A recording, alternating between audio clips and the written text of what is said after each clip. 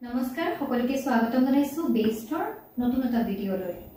অসমীয়া ব্যাকৰণৰ বিভিন্ন ভাগসমূহৰ ভিতৰত নট্যবিধি আৰু সত্ৰবিধি অন্যতম ছাত্ৰ ছাত্ৰীসকলে বহুতেই নট্যবিধি আৰু সত্ৰবিধি কিছু এৰাই চলিবলৈ চেষ্টা কৰে কিন্তু আজি আমি খুব সহজতে সেই নট্যবিধি আমি বুজাবলৈ চেষ্টা কৰিম ছাত্ৰ ছাত্ৰীসকলক যাতে ছাত্ৰ ছাত্ৰীসকলে সেই বিষয় আৰু কেতিয়াও এৰাই চলিবলগীয়া নহয় এই বিষয়সমূহৰ ভিতৰতে এটা উল্লেখযোগ্য কথা হৈছে যে নট্যবিধিৰ নিয়মসমূহ আমি জনাৰ আগতে জনাৰ প্ৰয়োজন হ'ব নট্যবিধি কাক বোলে বা নট্যবিধিৰ সংজ্ঞা প্ৰথমতে আমি জানিলো নট্যবিধি কাক বোলে বা নট্যবিধিৰ সংজ্ঞা এতিয়া নট্যবিধি বুলি কওঁতে আমি প্ৰথমতে ক'ব লাগিব যে যি বিধি বা নিয়মৰ দ্বাৰা দন্ত ন মূৰ্ধন্য ন লৈ পৰিৱৰ্তন কৰা হয় সেই বিধি বা নিয়মক নট্যবিধি বুলি কোৱা হয় যি বিধি বা নিয়মৰ জৰিয়তে কোনো শব্দত যেতিয়া দন্ত ন বহে সেই দন্ত নক আমি যেতিয়া মূৰ্ধন্য ন লৈ পৰিৱৰ্তন কৰিম বা ৰূপান্তৰ কৰিম তেতিয়া সেই নিয়মক আমি নট্যবিধি বুলি কওঁ সংজ্ঞা জনাৰ পাছত এতিয়া আমি জানিম নট্যবিধিৰ বিভিন্ন নিয়মসমূহ প্ৰথম নিয়মটো হৈছে ৰি ৰ আৰু খৰ পিছত যেতিয়া দন্ত ন হয় তেতিয়া সেই দন্ত ন মূৰ্ধন্য নত পৰিৱৰ্তন হয় ইয়াতে কৈছে এক নম্বৰৰ এই সংজ্ঞাটোত কৈছে যে ৰি ৰ আৰু মূৰ্ধন্য খ ৰি ৰ আৰু মূৰ্ধন্য খৰ পিছত যেতিয়া দন্ত ন বহে সেই দন্ত ন সদায় মূৰ্ধন্য ন লৈ ৰূপান্তৰ হয় বা পৰিৱৰ্তন হয় এতিয়া যদি আমি এটা উদাহৰণ চাওঁ প্ৰথমতে আমি এটা উদাহৰণ চালে দেখা পাম আমি ওপৰত লিখিয়ে দিছো ঋণ যেহেতুকে ইয়াতে ৰি শব্দটো আছে ৰিৰ পিছত ৰিৰ বৰ্ণটো আছে ৰি বৰ্ণৰ পিছত সদায় কি হ'ব মূৰ্ধন্য ন হ'ব ইয়াত কেতিয়াও দন্ত ন নহয় ঠিক তেনে ধৰণৰে ৰৰ পিছত সদায় মূৰ্ধন্য ন ব্যৱহাৰ হয় যেনে ৰণ ৰৰ পিছত ইয়াত সদায় মূৰ্ধন্য ন ব্যৱহাৰ কৰিছে তাৰ পিছতে আমি খ যদি ব্যৱহাৰ কৰি চাওঁ তেনেহলে আমি উদাহৰণত পাইছোৱে বৰষুণ বৰষুণ শব্দৰ পিছত এই বৰষুণৰ যেহেতুকে ইয়াত মূৰ্ধন্য খ ব্যৱহাৰ হৈছে মূৰ্ধন্য খৰ পিছত সদায় মূৰ্ধন্য নয়ে ব্যৱহাৰ হ'ব গতিকে আমাৰ নট্যবিধিৰ প্ৰথম চৰ্তটো হৈছে ৰি ৰ আৰু খৰ পিছত যেতিয়া দন্ত ন বহে সেই দন্ত ন সদায় মূৰ্ধন্য ন লৈ পৰিৱৰ্তন হয় আমাৰ দ্বিতীয় চৰ্তটো হৈছে প্ৰথম চৰ্তৰ পিছত দ্বিতীয়টো হৈছে ত বৰ্গৰ পিছত দন্ত ন সদায় মূৰ্ধন্য নত পৰিৱৰ্তন হয় এতিয়া ত বৰ্গ কাক বোলে অৰ্থাৎ তৰ লাইনত যেকেইটা বৰ্ণ আছে ক বৰ্গ বুলি কওঁতে প্ৰথমতে যদি আমি ক বৰ্গ বুলি কওঁ ক বৰ্গ কাক বোলে ক বৰ্গ হৈছে ক খ গ ঘ আৰু ঙ এইকেইটা হৈছে ক বৰ্গ অৰ্থাৎ কৰ লাইনত যেকেইটা পাঁচটা বৰ্ণ থাকে সেইকেইটা কোৱা হয় কৰ লাইনত যেকেইটা পাঁচটা বৰ্ণ থাকে সেইকেইটা কোৱা হ'ব ক বৰ্গ তেনে ধৰণৰে ঙৰ পিছত যেতিয়া প্ৰথম ছ আহিলে তেতিয়া ছ বৰ্গ তেনে ধৰণৰে হৈ যাব আৰু এতিয়া কৈছে ইয়াত ত বৰ্গ বুলি কওঁতে আমি মূৰ্ধন্য ত বৰ্গৰ বৰ্ণকেইটা কি হ'ব মূৰ্ধন্য ত মূৰ্ধন্য থ মূৰ্ধন্য দ মূৰ্ধন্য ধ আৰু মূৰ্ধন্য ন ত বৰ্গৰ এই বৰ্ণকেইটাৰ পাছত যেতিয়া দন্ত ন বহিব সেই দন্ত ন কিন্তু সদায় মূৰ্ধন্য ন লৈহে পৰিৱৰ্তন হ'ব বা ৰূপান্তৰ হ'ব এতিয়া ইয়াৰ যদি আমি উদাহৰণ চাওঁ ত বৰ্গৰ ইয়াতে লিখা আছে ঘণ্টা কণ্টক বিষণ্ণ এতিয়া ঘণ্টা শব্দৰ পিছত কেনে ধৰণৰে মূৰ্ধন্য ন হ'ব সেইটো আমি দেখুৱাই দিম ঘণ্টা শব্দৰ পিছত ঘণ্টা এই ঘণ্টা শব্দত এই তৰ বৰ্ণৰ লগত কি হৈছে মূৰ্ধন্য ন যোগ হৈছে গতিকে কৈছে যে ত বৰ্গৰ পিছত যেতিয়া দন্ত ন থাকে সেই দন্ত ন মূৰ্ধন্য নত পৰিৱৰ্তন হয় গতিকে তৰ লগত মূৰ্ধন্য ন যোগ হৈছে তাৰ পিছতে যদি আমি চাওঁ কণ্টক ঠিক তেনেধৰণে কণ্টক শব্দটো কি হৈছে তৰ লগত মূৰ্ধন্য ন যোগ হৈছে তাৰ পিছতে বিষণ্ণ শব্দটো ঠিক তেনেধৰণৰে যেহেতুকে মূৰ্ধন্য ন আছে মূৰ্ধন্য নৰ লগত আকৌ সেই মূৰ্ধন্য নয়ে যোগ হৈছে গতিকে ত বৰ্গৰ যিকোনো বৰ্ণৰ পিছত সদায় দন্ত ন মূৰ্ধন্য নত পৰিৱৰ্তন হয় এতিয়া এইটো হৈছে আমাৰ দ্বিতীয় চৰ্ত প্ৰথম চৰ্তটো আছিল ৰি ৰ খৰ পিছত থকা দন্ত ন মূৰ্ধন্য নত পৰিৱৰ্তন হয় আৰু দ্বিতীয় চৰ্তটো হ'ল ত বৰ্গৰ পিছত যিকোনো বৰ্ণৰ পিছত ত বৰ্গৰ যিকোনো বৰ্ণৰ পিছত যদি দন্ত ন থাকে সেই দন্ত ন সদায় মূৰ্ধন্য নত পৰিৱৰ্তন হয় এই উদাহৰণ কেইটা চাই আমি সেই কথাটো বুজি পালো এতিয়া আমি আহিম আমাৰ তৃতীয় যি চৰ্ত আছিল সেই তৃতীয় চৰ্তলৈ এতিয়া আমাৰ তৃতীয় শব্দটো হৈছে এটো শব্দ অকনমান মন কৰিবলগীয়া ৰি ৰ খ আৰু ন ৰি আমি যেতিয়া প্ৰথম শব্দটোতে পাইছিলো ৰি ৰ খ আৰু ন ৰি ৰ খ আৰু নৰ মাজত এই কেইটাৰ মাজত যদি কোনো স্বৰবৰ্ণ এই কেইটাৰ মাজত যদি কোনো স্বৰবৰ্ণ বা ক বৰ্গ আমি ক বৰ্গ পাইছিলো ক বৰ্গ মানে কি আছিলে ছাত্ৰ ছাত্ৰীসকলে নিশ্চয় জানেই চাগে ক খ গ ঘ আৰু ঙ ক বৰ্গৰ এই পাঁচটা বৰ্ণ ক বৰ্গ প বৰ্গ তাৰ পিছতে আছে ক বৰ্গ তাৰ পিছতে আছে জ ৱ আৰু হ জ অন্তস্থ জ ৱ আৰু হ এই কেইটা যদি থাকে তেনেহলে ৰি ৰ খ আৰু মূৰ্ধন্য ন এই মূৰ্ধন্য ন নহয় সৰি দন্ত ন ৰি ৰ খ আৰু নৰ মাজত যদি কোনো স্বৰবৰ্ণ ক বৰ্গ প বৰ্গ আৰু অন্তস্থ জ ৱ আৰু হ এই কেইটা যদি থাকে তেনেহলে সেই কেইটাত থকা দন্ত ন সদায় মূৰ্ধন্য ন পৰিৱৰ্তন হয় এই পইণ্টটো ছাত্ৰ ছাত্ৰীসকলৰ কাৰণে হয়তো অকণ কঠিন হ'ব পাৰে কিন্তু অকনমান ভালকৈ বুজিবলৈ চেষ্টা কৰিলে ছাত্ৰ ছাত্ৰীসকলৰ কাৰণে সহজ হৈ পৰিব এতিয়া আমি যদি ইয়াৰ এটা কথা এটা কিন্তু এখানে মন কৰিবলগীয়া ৰি বুলি কওঁতে যেনেকৈ ঋণ শব্দটো ব্যৱহাৰ হৈছিল ৰি বুলি কওঁতে কিন্তু ঋণৰ সলনি এই ৰিৰ সলনি কেতিয়াবা যদি ৰিকাৰ ব্যৱহাৰ হয় তেনেহলে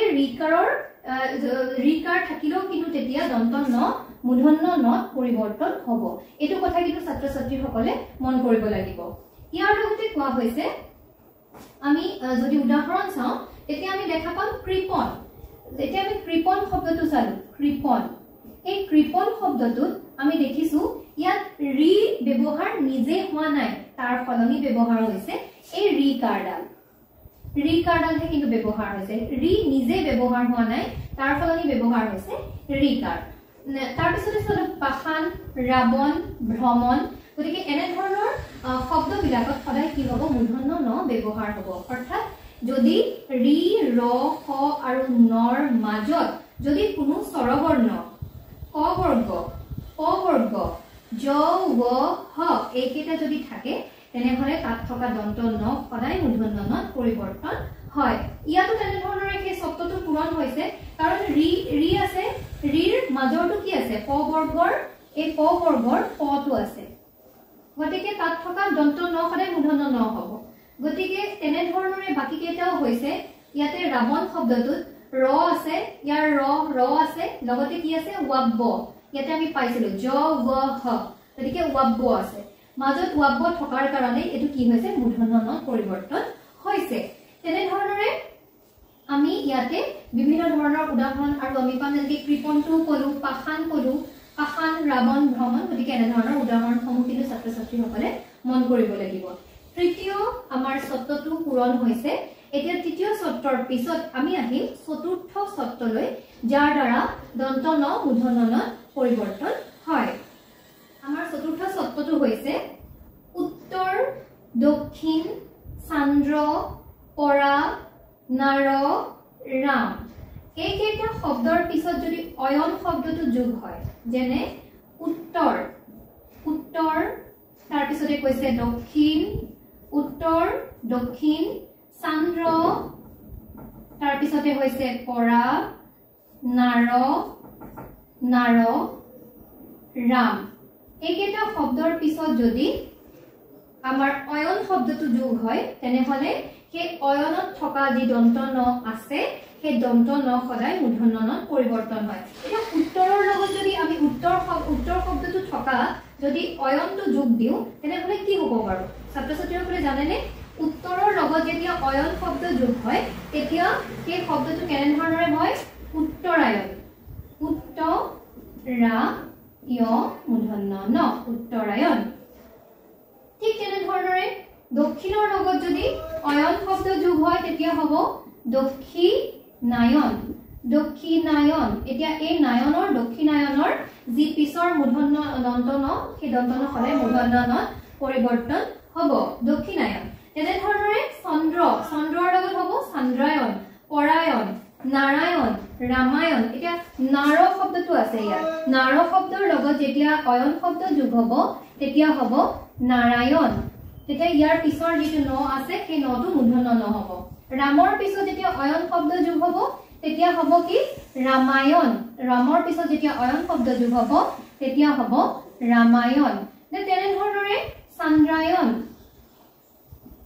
চন্দ্ৰায়ণ গতিকে এনে ধৰণৰে সদায় শব্দবিলাক কি হয় মূৰ্ধন্য নত পৰিৱৰ্তন হয় পৰায়ণ গতিকে এনে ধৰণৰে শব্দবিলাক সদায় মূৰ্ধন্য নত পৰিৱৰ্তন হয় এটো কথা আমি বুজি পালো যে আমাৰ চতুৰ্থ সত্ৰ আছিল এতিয়ালৈকে আমি চাৰিটা সত্ৰ পঢ়িলো গতিকে চতুৰ্থ সত্ৰটো একেবাৰে সহজ হেতু হৈছে খালি আমি শব্দ কেইটা মনত ৰাখিব লাগিব আৰু এই শব্দ কেইটা সচৰাচৰ আমি কৈ থকা শব্দই যেনেকে উত্তৰায়ণ দক্ষিণায়ন উত্তৰ দক্ষিণ এটো আমাৰ দিক শব্দ আমি বুজি পাও উত্তৰ পূব পশ্চিম উত্তৰ দক্ষিণ গতিকে এই দুটা দিক ইয়াত ব্যৱহাৰ হৈছে তাৰ পিছতে চন্দ্ৰ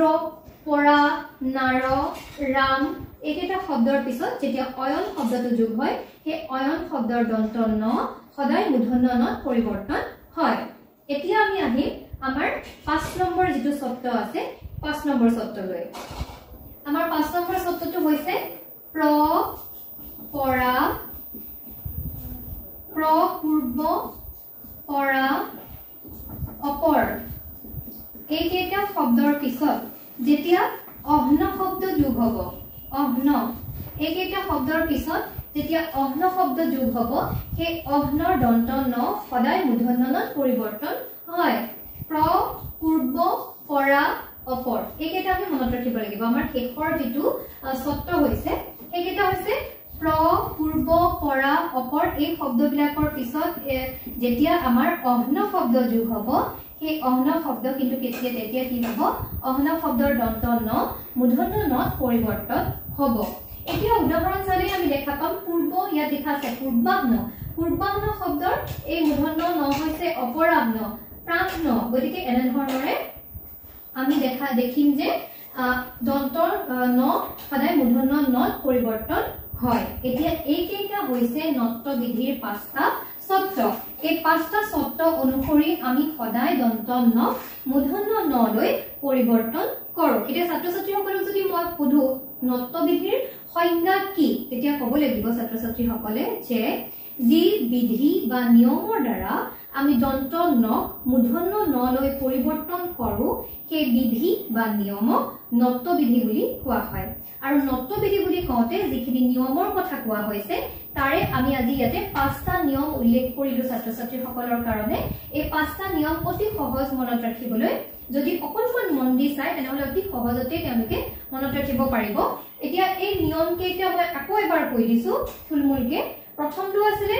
ৰি ৰ প্ৰথম নিয়মটো মই ইয়াতে চমুকৈ লিখি দিছো প্ৰথম নিয়মটো আছিল ৰি ৰ আৰু হ ৰি ৰ হৰ পিছত বহা দন্ত ন মূৰ্ধন্য ন লৈ পৰিৱৰ্তন হয় 2 নম্বৰ নিয়মটো আছিল ত বৰ্গৰ যিকোনো বৰ্ণৰ পিছত যেতিয়া দন্ত ন হয় সেই দন্ত ন মূৰ্ধন্য ন লৈ পৰিৱৰ্তন হয় 3 নম্বৰ নিয়মটো আছিল ৰি ৰ হৰ মাজত ৰি ৰ হ আৰু নৰ মাজত দন্ত নৰ মাজত যেতিয়া কি থাকে স্বৰবৰ্ণ ক বৰ্গ প বৰ্গ স্বৰবৰ্ণ থাকে ক বৰ্গ থাকে স্বৰবৰ্ণ থাকে ক বৰ্গ লগত কি থাকে প বৰ্গ আৰু জ ৱ অন্তস্থ জ ৱ আৰু হ এইকেইটা থাকিলে দন্ত ন সদায় মূৰ্ধন্য নত পৰিৱৰ্তন হয় আৰু 4 নম্বৰ শব্দটো হৈছে যে উত্তৰ দক্ষিণ চন্দ্ৰ উত্তৰ বুলি কওঁতে আমি দিশ বুজিলো দক্ষিণ বুলি কওঁতে আমি দিশ বুজিলো তাৰ পিছতে চন্দ্ৰ